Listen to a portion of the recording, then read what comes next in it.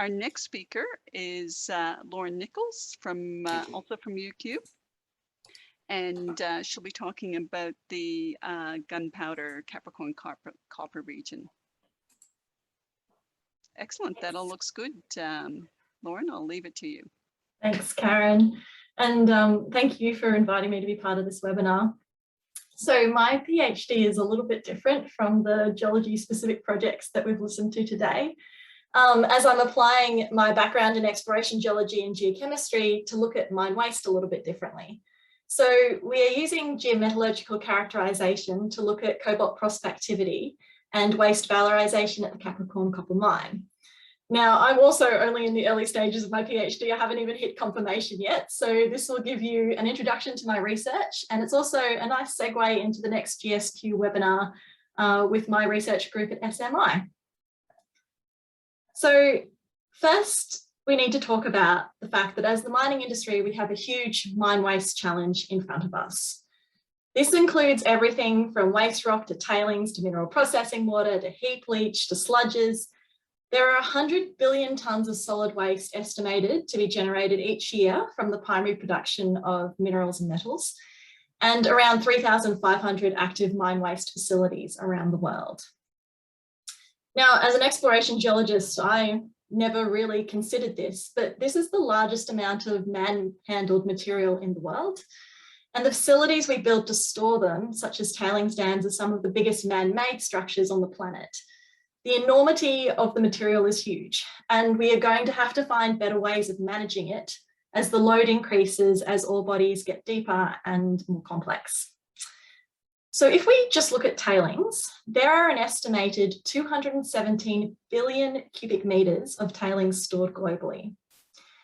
And let's focus on copper, given that we are in the Northwest Minerals Province for this webinar, and there's a large contingent of Australia's copper mines in this part of the world, not least of all being Mount Isa copper mines, Ernest Henry, Eloise, Osborne, Capricorn Copper, Lady Annie, Mount Oxide, the list goes on. The World Tailings Review ranked the contribution of different commodities to global tailings and estimates that copper mining contributes the largest amount, which is 46% of the global tailings generated. So, if we take the average global copper grade, which is 0.62%, and we look at a large scale mine, which moves on average around 270,000 tonnes of material per day, what we're looking at is around 1,174 loads in a Cat 793, and just over 3 of these loads are copper ore. So let's break it down a little bit further. Of that 270,000 tonnes of dirt that's being moved, what we have is we've got 90,000 tonnes of processed material that goes through the mill, and we will also have 180,000 tonnes of waste rock, which will be deposited on waste dumps per day. But that's not the end of the story, because of course, when we're processing the material, we've got to use about 114,000 cubic meters of water per day, and that will produce a concentrate of 1,750 tonnes of tailings a day.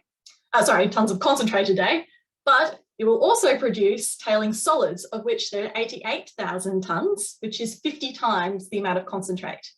Now, if you combine the tailings solid with the processing water, what you'll end up getting is slurry tailings, of which there are 200,000 tonnes of slurry tailings pumped onto tailings dams every day at large-scale copper mines.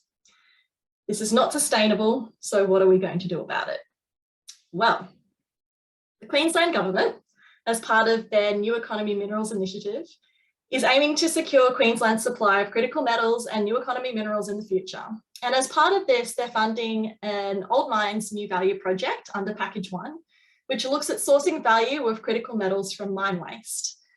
In collaboration with the Sustainable Minerals Institute at the University of Queensland, group leader Dr. Anita Pabaka-Fox has established the MyWatch group, which is focused on mine waste transformation through characterisation, under which there are 3 streams of research.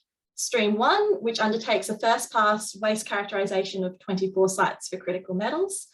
Stream 2, which is where my project sits, it's a detailed geometallurgical investigation of these key sites chosen from Stream 1. And Stream 3, which focuses on the mineral processing of these minerals. So my case study is the Capricorn Copper mine site, which is 120 kilometres north of Mount Isa. Now, gunpowder seems to be a bit of a rite of passage for a lot of geos as they go through their careers in Queensland, and so I'm sure many of you are familiar with the project. It's been called many names over the years: Gunpowder, Mount Gordon, Capricorn Copper, and some names which are probably a bit too colourful to mention. But at its core, it's interpreted to be an epigenetic, structurally controlled, sedimentary hosted copper deposit with associated silver and cobalt. It has both open pits and underground mines, historical and current, across 5 ore bodies: Mammoth, Esperanza, Esperanza South, Greenstone and Pluto.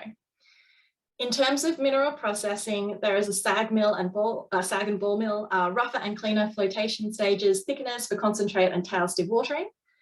And over its long mining history since 1882, many waste repositories have also been established, including tailings dams and waste dumps. So I'm looking at the Esperanza TSF, which you can see in the bottom right-hand corner, which was in operation between 1997 and 2012 and fed primarily by the Esperanza open pit and the Mammoth ore bodies.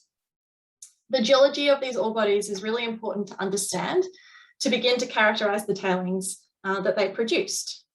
So with that being said, Capricorn Copper is one of several copper deposits, some larger than others for those of you in Mount Isa, hosted within the Proterozoic units of the Western Succession in the Mount Isa Interlayer.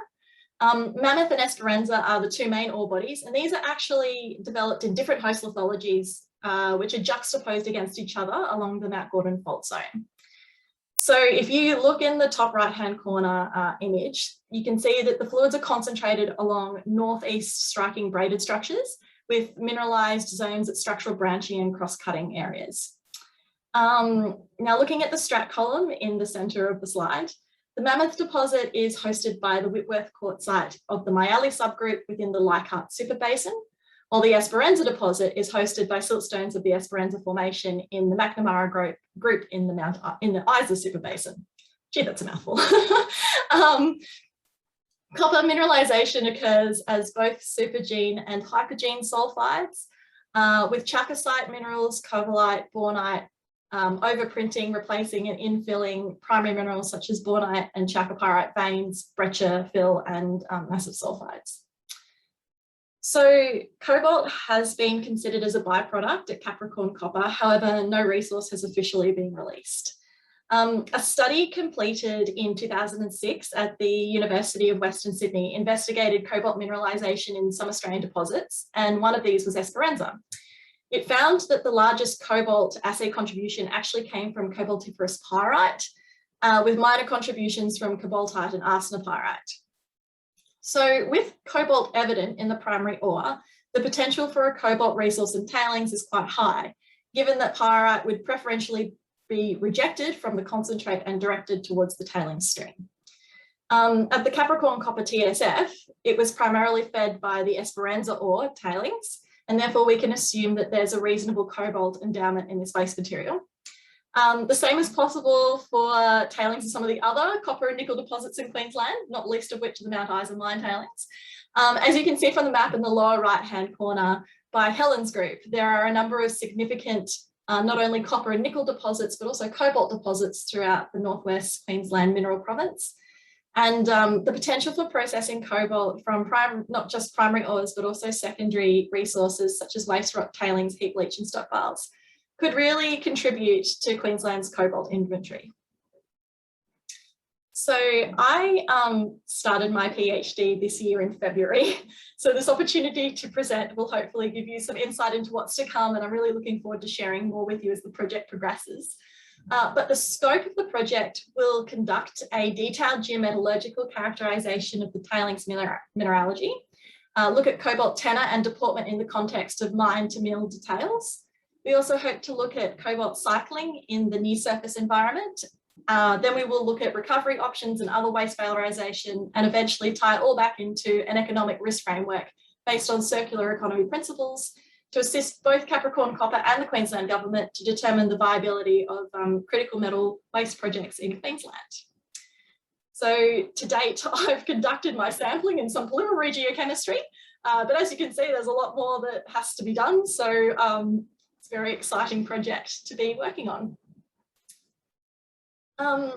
So I just wanted to show you some of the work that we've done so far, which we've conducted 2 hand augering campaigns this year, collecting 623 tailing samples from 26 holes for 232 metres.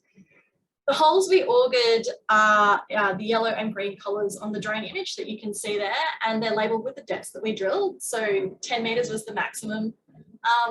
We have a bit of a badge of honour in the fact that even though we were hand augering, sometimes we were getting higher production rates than the underground drillers. So that was pretty exciting for us.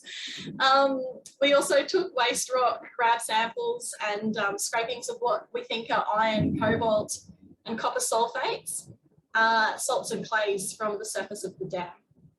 So in the centre there, you'll see an example of what an auger hole looks like. Each chunk of material is a single draw from the auger, and I calculated that there were 1,653 draws in total in the August program, which means that there was a lot of blood, sweat and tears on that program. No blood, but sweat and tears definitely. So from this material, I logged the grain size, mineralogy, saturation and oxidation levels of the tailings, and we also used a handheld PXRF in the field to collect preliminary geochemistry. We found several interesting zones, lots of different oxidation textures, lots of different black sulfidic material, and also some black crystalline zones, which look like they could be secondary accumulations of leached cobalt from sulfides. Also zones of green clay material with high sulfur, copper and cobalt suggesting copper sulfates. The highest PXRF results showed 1.5% cobalt, as can be seen here in the black material, as well as samples with copper up to 2.72%. So interesting values for a copper deposit are anything over 200 ppm. So we are well and truly into some really interesting material here, which is very exciting. These are some depth slices of the tailings dam.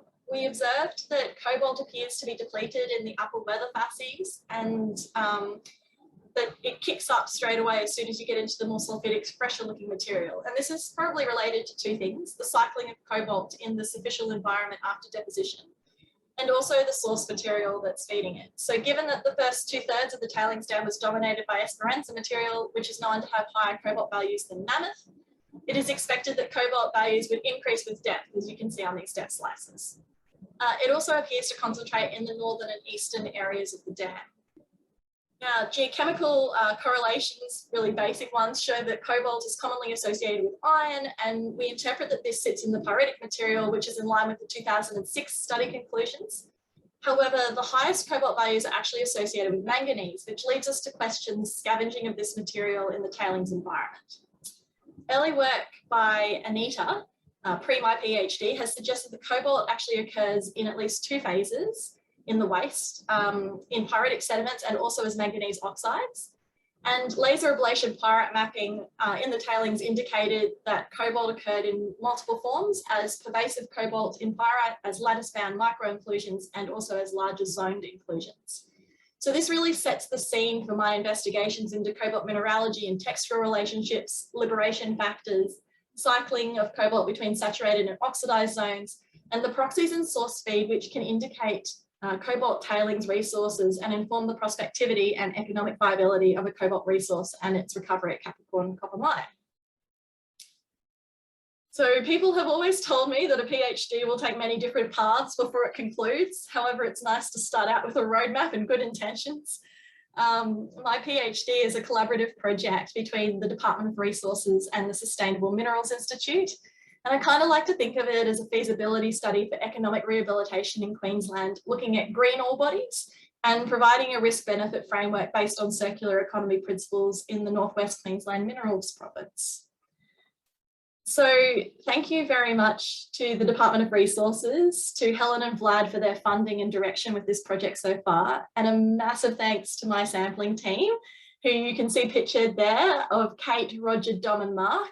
You guys put in an extraordinary effort to come out with me for a couple of weeks hand augering that tailings dam, and I'm just really appreciative, so thank you very much.